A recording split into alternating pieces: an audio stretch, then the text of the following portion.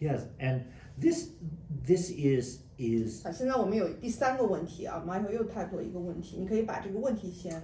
And here's one that we're getting a more concrete answer. So I asked ChatGPT, I just got discovery questions in a California case.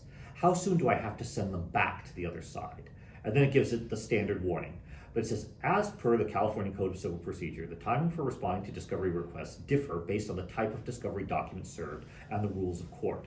I think most people already knew this. This is because basically this is per the law, depending on what they send, has different timing. Hello, that's why I'm asking. I know that different things said to get different timing. But it says generally, a party receiving interrogatories or requests for admission has 30 calendar days to respond after service. That is generally correct. Unless served by mail, then it's an additional 5 days. There's a special rule. Federal, it's only an additional 3 days. So it varies. But if you received a request for production of documents, you have 30 days to respond. However, deadlines may be reduced or extended through written agreement or court order. So this one has much higher accuracy and much greater guidance than the other open-ended questions. So we have a classic, as engineer friends looking at this, they say, oh, I know what this is called. Software engineers call it garbage in, garbage out. They say, Michael, you gave it bad questions in the beginning, and when you gave it bad questions, it gave you bad answers. You gave it a better question with a more concrete answer in a clearer form, and it gave you a more concrete answer in a more clear form. So if the question was more concrete and more clear, it gives you an answer that's more concrete and more clear. This, I think, is the great part of ChatGPT.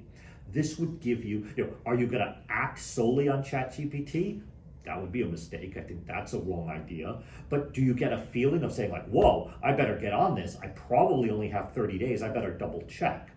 You should be careful though. Here, let me see what it says in this. This one may be more complicated. So the difference actually is this one is a more mechanical question. 所以我想就是说，如果说我们实验的这个问题是一个更技术性的一个问题的话，比如说问多少天，这个法院的 discovery 的这个程序的话，它基本上可以给出一个比较明确的和正确的一个答案。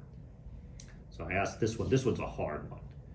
你可以把这个问题先。Oh, this one did a very good job. Okay, this ChatGPT did a great job. When do I have to respond to a motion in a California bankruptcy case? It says, however, in general, when you receive a motion in a California bankruptcy case, you must respond within 21 days of the date of the motion was filed, or 28 days if you were served by mail. That's not fully correct. But the fact that it's 21 days in California, in bankruptcy, not 30 days, it did catch that. But the 28 days, it depends. The rule is different.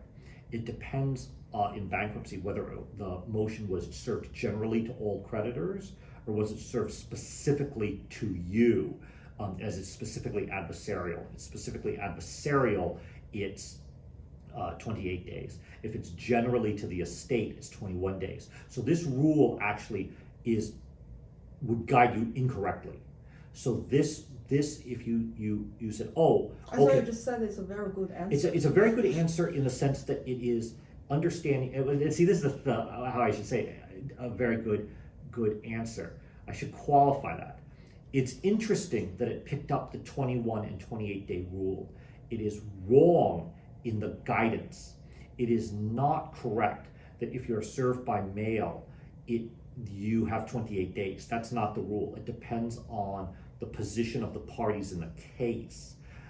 So it's getting the idea of 21 and 28. What the technical rule is if the rule is served generally to all creditors by mail, it's 21 days plus 3 days in the Northern District. If it's served directly adversarially, debtor versus secured lien holder, it's 28 days plus 3 if served by mail. So the bottom line is that this is in the ballpark. I mean, but it's misleading. It's misleading. It's not accurate. It's misleading. And you can. 所以我第4个问题，我们试的是实际上是在这个破产法庭的一个关于 motion 的时间的这个问题。所以他给出了一个这个时间的一个正确的答案，但是呢，却没有对具体的这个情况去做一个划分。所以呢，我觉得这个我们刚才就通过刚才这4个问题，我觉得我自己总结了一下，有几点。第一个是呢，就是完全的就是一些 mechanical 的一些问题，就是有这个时间这些技术性的问题的话，我觉得目前 ChatGPT 它还没有能够完整的给出具体的针对不同的情况 scenario 的一些分析。虽然它 catch 了一些这个准确的这个时间，但是并没有对具体的情况去进行划分，所以呢，它给出的答案实际上是不够准确的、不够完整，甚至是呢容易引起大家的误解的。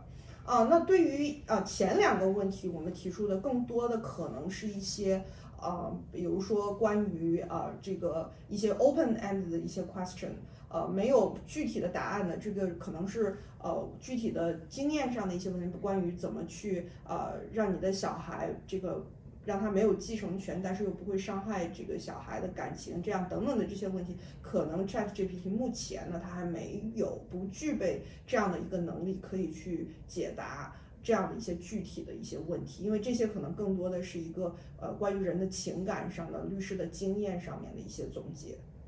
Michael， 你看最后还有什么这个需要补充的？ This was just a thought. I narrowed down the question and it got a little bit better answer. It was more firm on the 21 days, but then it basically didn't address the 28-day issue at all. So what it's doing is it's collecting the vast universe of data and parsing it and refining it. But the only reason I knew to ask the follow-up question was I knew the first answer was not fully correct.